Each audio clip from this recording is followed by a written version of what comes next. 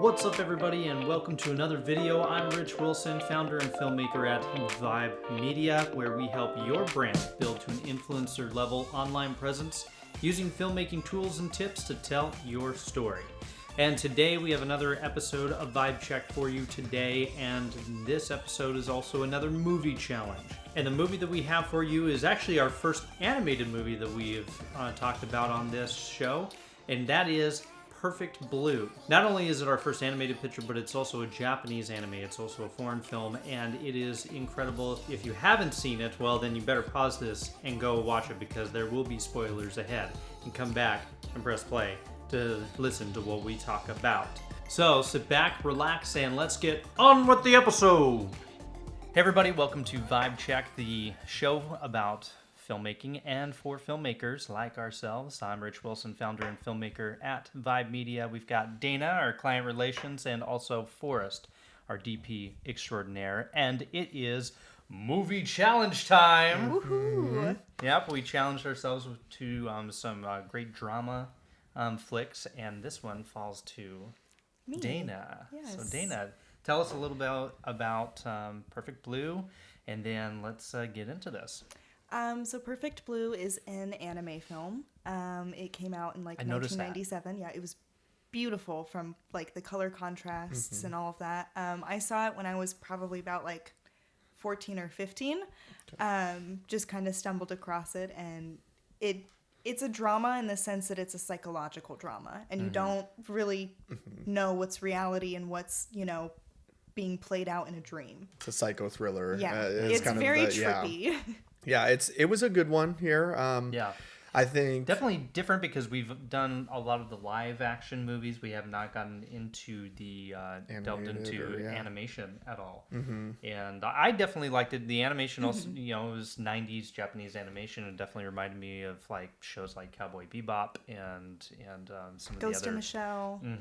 Well, I thought it was interesting because it felt to me like there were 3 or 4 different anime styles that were kind of all crossing. So you'd have like the very crude kind of animation style where it's background characters, not a lot of details. You don't have facial features. Then you'd have like a creepier kind of animation style, which is almost too many details on a face. And then you'd have kind of the 3D style of animation, which is very like Shin Megami Tensei kind of animation for video games, where the singers, it's all like you can see that it's 3-dimensional. Yeah. And then there was kind of the middle ground of the merge of all of those. So it was very weird how you'd have 4 different styles, but they'd merge so seamlessly. And they like leveled them out too based on like where the character stands in the film. Like the J-pop girls, they were all like that very like video game characteristic, the 3D, like beautiful, like so perfect looking. And you see that more now in like modern animes too, so it's kind of cool to see that early on. Yeah. And then like the evil characters are like really gross looking and messed up and just hard to So I kind said of like a little look too at. creepy, Right. a little too creepy on that. And it kind of almost gives away who the bad guy is, early on in the film once you realize that. And then like you have the middle ground characters that just look like your standard like 90s like slice of life drama. And again, anime. their animations was just like a static Yeah. thing that would just move a little bit. It would like shake just a little bit to show that they're talking, and you're like, oh, okay. So yeah, no, it was really good though. Colors were great. I think, again, started off a little interesting. I wasn't quite sure. First off, if I was watching the right movie, because it started with like the Power Rangers thing on stage, and I was That's like, right. "What's going on?" I was Power like, Rangers. "What?" I was like, wait a second. And then as the pop star thing came in, it started making a little more sense, and then it just kind of spiraled from there, to say the least, as far as not really knowing what's going on. It's Yeah, it was a great sense of storytelling, I believe. It was just It was as rapid as her downward spiral with her like psycho self. right. And it started off like real nice, like okay, but She's gonna be an actress and she's move gonna on be an from actress pop and- star. And But I had a feeling from the very beginning that the creepy guy who was the security guard at the concert, it made it seem like that he was the one following her all around, even though he kind of was. But everything that was happening in the movie, you thought it was him, and I was like, that seems too obvious. There's no way that is going to be it. He may be an element, but there's got to be something else.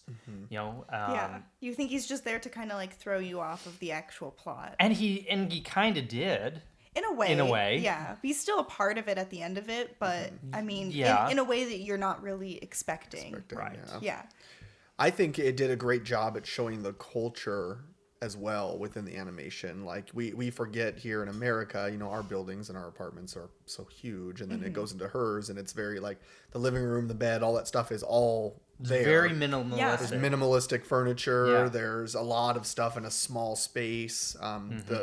The culture of pop stars and how pop stars are viewed differently there because they have so many K-pop stars and all that stuff there, and moving J-pop, into J-pop.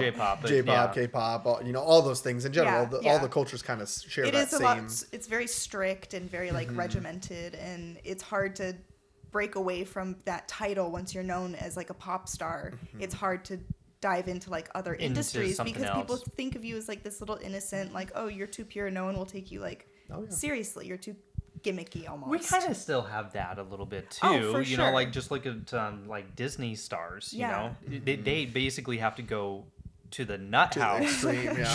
just to you know Ashley say Tisdale came out okay, and yeah. But then Hillary then you Duff. have Hilary Duff. then you have Miley Cyrus. And then Yeah. you Or have Amanda Selena Bynes Gomez and- was okay. She was okay. She struggled Amanda a Bynes little. came out with a hip hop album. Oh my goodness. apparently, Amanda and, Bynes also came out with a when- face tattoo. So The other thing I really enjoyed though about this movie was the transitions. Like it was very cool to see them match the transitions between like again with her on stage to then being in the grocery store to Yeah. then being like in a dream, and then like it matched perfectly the actual screen that you were looking at. If you took a picture of it, it was matched perfectly. Which, Yeah, I agree. It was definitely seamless. It reminds me of, especially even today, a lot of filmmakers do a lot of seamless type videos, especially when you're doing high impact sports or like fitness or events, etc. A lot of that is just like real seamless. And it was nice to see. It's like, oh, in the 90s, in animated, Japanese goodness, animated cinematography right there. especially when she's on the train and she sees her reflection a lot, and it kind of makes you focus on more than just her.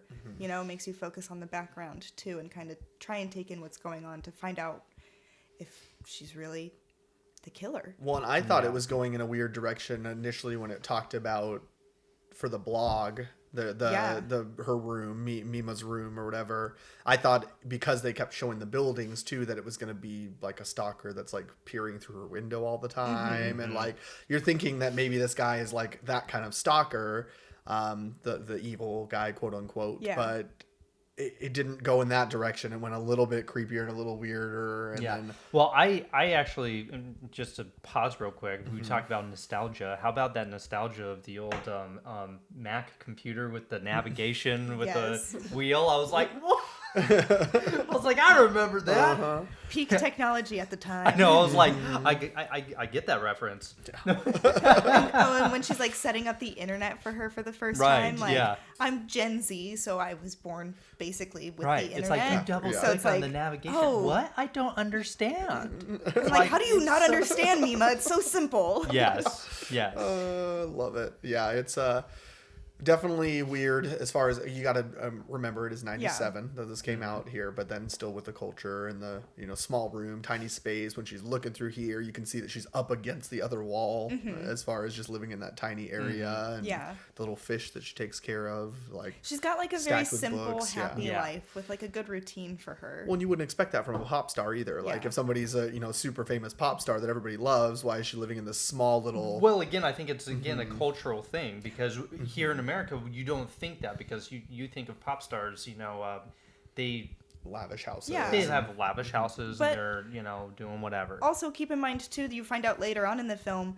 when she was a part of what was the group Cham. Cham. Yeah, they never got near like the top 100s, and Yeah. now without her, they were like 83, and Right. like actually having like a podcast Good almost, yeah. which was kind of cool. Yeah, You know? Yeah. yeah, And they're like, and she's getting stuck with like a photographer who's really creepy and being in a show where she has to go through like a really horrible But was she scene. in a show? Yeah, I don't know. Yes, she was. But what I thought was so interesting about the show is they almost tried to trick you into thinking the plot of the show was the plot of the movie, that she really was the killer, and she created the illusion of like this other self. And But it was was just so she interesting. though?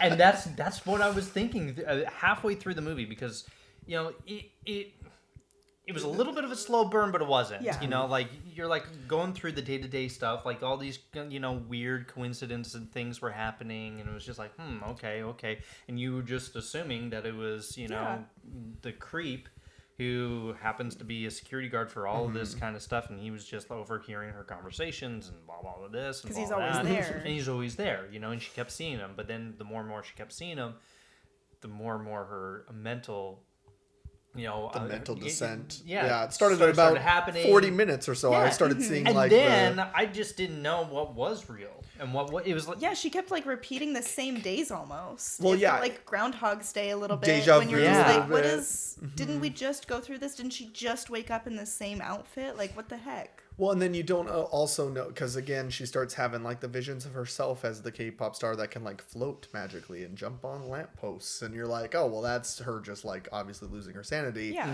But then again, she starts having these like dreams about things that are happening and waking up, and then some of it was real and some of it wasn't, and then it repeated a day, and you're like, oh, well, she was here yesterday, that makes sense, and you're like, but so.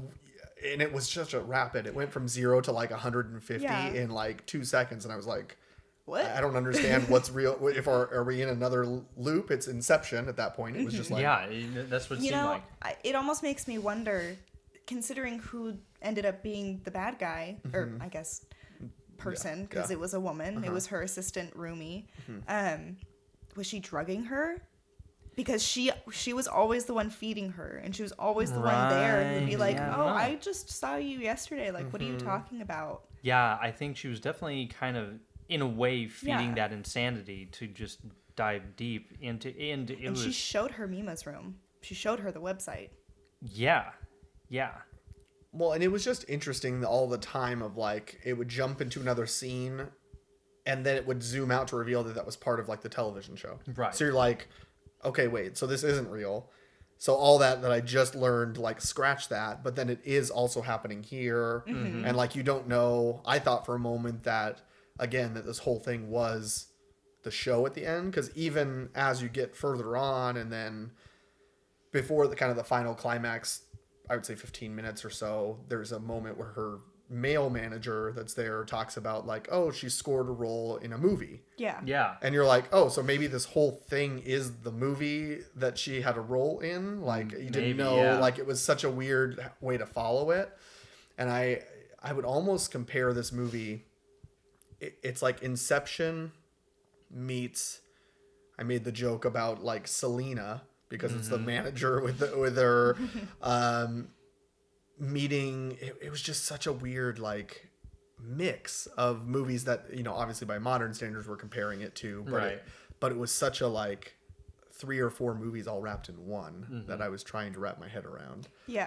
I think they did a really good job because Split. Split. Because I mean, I agree, it could possibly be, oh, maybe she is in a movie, but I think the majority point is that she is living in reality, and she's having a hard time deciphering between the show and reality. And you see that especially towards the end when she has that big confrontation with the stalker, and she goes to hit him, and she stands up and he's gone, and there's like applause and everything. And it was just like, there's like what? an audience in there, and she's like, what is going on? What is happening? And then the next scene you see her, and she's like back to where she was, and the body's gone, and it's like, what is, oh my goodness, I'm going crazy too a little bit. Well, and all of it, and it was, I think, again, it starts getting super intense too, and you see her start having those mental breakdowns during like the rape scene that she has to do too, and then the photographer, and you're like, you don't know if that's quote unquote real or Yeah. not, Right. because it is part of the show where her character Is going is through mad that. because they talk Yeah. about, the writers talk about like, oh, she's mad at a photographer and that's why she was killing the person in the split personality of illusions. So you're like, oh, Right. maybe this is all part of the show, and then it turns out that it's not, and then And it's reality, and now is it a dream? Yeah. Is she, Yeah. you know, is the actors, the psychiatrist and the policeman actually real? You know, Yeah, because then was the that FBI reality? And interrogation yeah. with the Well, That's they what do. I They thought. do I a good thought- job when she's like, "Oh, honey, you don't need to call me doctor. Like, we're not acting anymore." Yeah. Like, Yeah, I think that's a at good that- moment where it's like, okay, yeah, she is like starting to cross lines here, and I think she kind of loses that moment, or that line becomes blurred during that scene where she is sexually assaulted, Yeah. and her mind literally starts blurring in and out. Yeah. And then I think a lot of the interactions she has with her other self is with Rumi, with her assistant manager, and it like they are telling her like, you were supposed to be pure, like you're supposed to be a J-pop star, because she was at the very beginning always gunning for her to not do this show, to keep being a pop star Right. and staying with Cham. Right. Mhm. And you don't realize until later on, like, oh, this all kind of makes sense now, realizing who it is, who was actually doing it, and based off of what motive. Yes. Because Mima wanted to move on and grow and like reach into like these other industries as well as like acting, despite it being Right. like really hard. She made the personal choice to do it, Yeah. and she thought she could handle it. Yeah, and talking about that ending, definitely just Yeah. where did that Insane. come? Yeah, insane. Because first, you know, again, like we said, you thought at the very beginning it was the creepy guy, but it's like, no, that's just too obvious. And then halfway through, like I really thought, okay, maybe this is the whole split thing. Maybe she is the one who's doing Yeah. it, right? And then, Shows him killing the photographer. right, you know, it's like, okay, maybe, but that was a dream. Or Yeah. so, like, what is going on here? And then she is in Nima's room.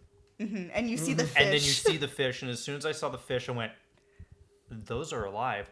That's not her room. What the heck is going on? And then you see her assistant or her manager come out wearing her very, very tightly, Yeah. wearing the Cham outfit, and you're like, what is going on? And the transition between it almost makes the audience feel like they're in her spot too, losing their mind, because it goes back and forth between showing the manager as her real self and then showing her as the original girl and the K-pop star. So there was a moment there that I'm like, I'm not sure, is this the manager or is this her mind thinking that it's her manager Right. attacking her and all? Until you see the Until- reflections, which was And I love how they did that. which honestly was kind of funny, because you see, you know, like in her mind, you see the ghostly past of her just like going, Skipping, trampling da-da-da, and then along, what's really and then happening. really happening, she's going, you know, just like out of breath because she's running it all. Oh But my that's like God. what makes me think like she really was drugging her, because why else would she start like having all these hallucinations? Like they show her constantly being Yeah. fed by Rumi. Like it just kind of makes me think like there was a spot they could have divulged a little bit more into. Like, Have you focus a delved little into more. this, and that's kind of what you found? I that just it after is, watching or- it a few times, I kind of am starting. I want to notice like what they're implying, because I don't want to think she's just having a mental break. I want to think like it's something else that's making her have these really vivid and real like illusions to Right. her, basically. And then after it, when Rumi's like locked away, Yeah. they're not there anymore. Right. And so here's another question, because there were a couple scenes with the creepy guy, with the creep, you know, typing on the blog, and you saw the ghostly Nima. Was that Rumi? I think that might have just been his straight up imagination because Possibly. of how she was talking to him. And I think a lot of people have this idea of who Nima's supposed to be, to the point where it's quite literally like, But it's I revealed. I wonder if they, in a way, had to have some kind of connection. Well, they did through the emails. Rumi was the one emailing him. right, As through the Mima. emails. Yeah. Yeah, so that's So it was why. fueling this. Yeah, she was She the one set him gaslighting up him to- to kill those people. Right. Yeah, it was interesting. She Not like to she mention ran it- the whole website. Not to mention, it should have probably been a total dead giveaway at the very beginning, because both their eye sets were way off. You know, like She way looked like Sid wide. from should Ice I say? Age. You know, like they were way wide set. So Yeah, and she kind of looked like her a little bit, like the haircut and like the hair color. And now seeing it, it's like, oh, she purposely did that to like try and look like it. Like now looking back and knowing what the ending is, you kind of start seeing some of like the little signs of like, oh, she doesn't want her to do this. She doesn't want her to taint her image, and like she wants her to keep being. The entire time she kept that, and that's the reason why. And I think as far as story, fantastic. The cinematography of this was also really good as well. Like you hit it on the head. It seems like a lot, and I've seen this on social media, like a lot of like Japanese anime shows and movies have definitely been inspirations for other type of cinematography in other movies. You talk about, yes, this felt like a mixture of Split and the others, Inception, because it was just psychological, but like the bathroom scene, the bathtub scene where she's sitting in the bathtub and she's sitting there and it's the top down and she's screaming. Fast forward, and almost a decade later, Requiem for a Dream, the exact same shots.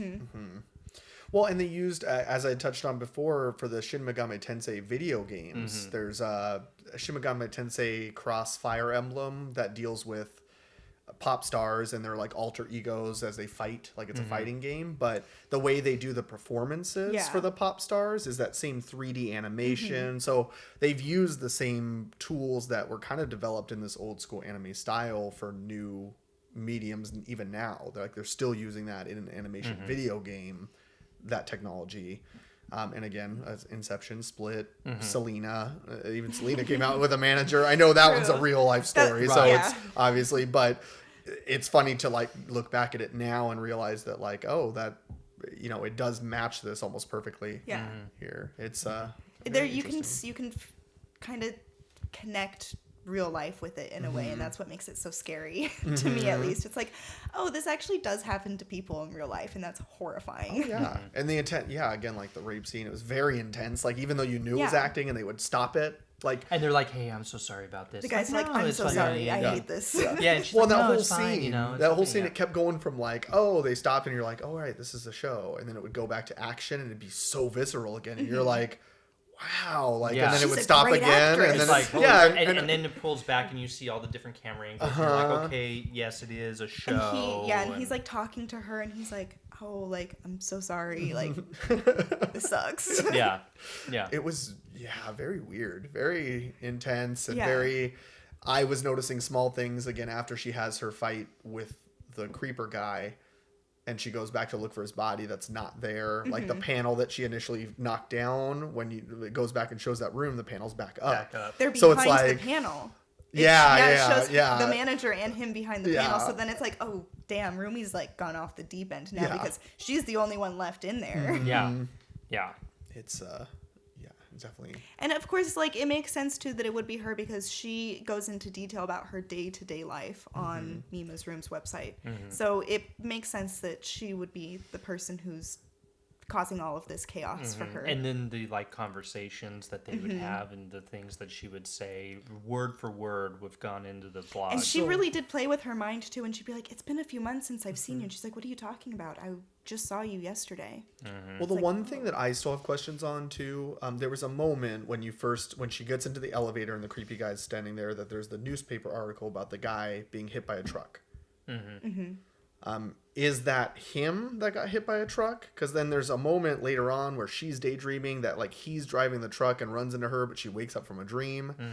And then at the end again with the truck almost hitting them again, it was a very weird like reoccurring thing that was happening that being hit by that didn't seem to be touched on at all. I almost wonder if she was traumatized from when she was first almost hit by a truck early on in the film, and maybe that's just kind of helping to portray like she's not mentally okay. Like she keeps having these vivid reoccurring images in her head, like just to really play into like the psychology of it. That like even that was the one thing, the newspaper, I'm just like, is that going? I was anticipating that to be revealed, that like maybe she at one point was involved in an accident that hit this guy and thought she killed him, and so like the guilt thing, but it never went in that direction. So I was really confused. They do a lot to throw you off because I think they want to surprise you with the ending, and then the ending it just kind of wraps it's like circling back to everything. It's like it makes sense that it's Rumi. It totally makes sense that it's her. But it was so subtle. Yeah. Too. And I think that's why it was so brilliant storytelling, because it was so subtle, and it was a lot of misdirection because you had, the creepy guy the entire time, and it was like, but that was too obvious. And then it was like, oh crap, is it actually her?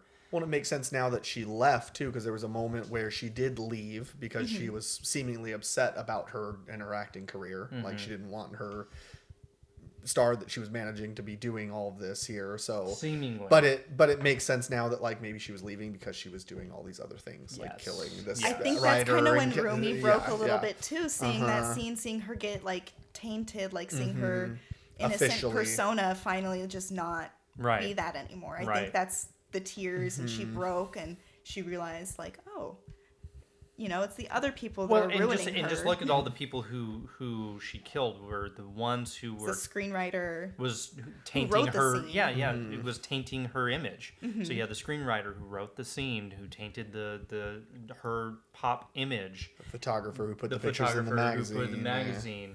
And then even her partner who wanted kept her to keep pushing being an her actress. to be an actress. Yeah. So, interesting. I like how they really did play into trying to make you think it was the creepy guy the whole time. They always had him somewhere in the background to the point where she was hallucinating him being there. Right. And it started playing with her mind. Or was she? I think in some cases... I don't know if he could move that fast. But it's on a movie set. They do that classic trope all the time where he's like disappears in the crowd.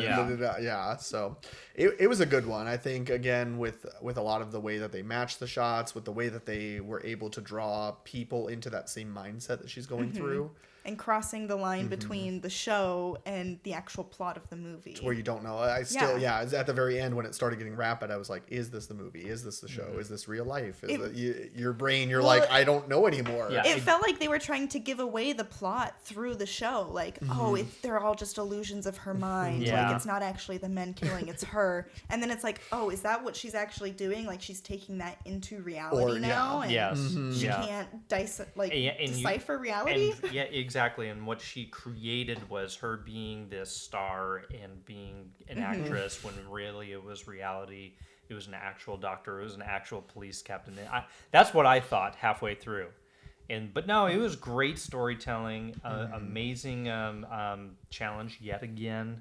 Dana, You're welcome. You definitely I'll do more anime movies. You've definitely broadened our horizons, But yeah, I think that's a good note to end on. Yeah. We've got more movie challenges coming up here in the next few episodes. We've got Godfather. By You. And then we'll also have... I think I'm going with Bone Collector, because neither of you guys have seen that one. Yeah. So that's a good one. Classic Denzel and Jolie and all that stuff. So it'll be a good one. Bone Collector, and then we have Godfather, and then others that we are coming out with. So... let us know what you think of the movie in the comments below if you've seen it. Let us know what give us some movie challenges as well, because we're coming up with them. We want to know what you want us to watch, and we will watch it. And at some point, we'll probably even do like a video of us actually sitting down, watch parties, and or even just filming a live reaction for one of these as well. So stay tuned for that, and until then, keep vibing. Bye, guys. Hey, I hope you liked that episode. If you did, please make sure to like the video and comment down below and let us know what you also thought of the movie. Also, subscribe to the channel for the latest of our new content that is coming your way very, very soon. Well, that's it for us. We will see you in the next video. Until then, keep creating, build your brand, and go out there and tell your story.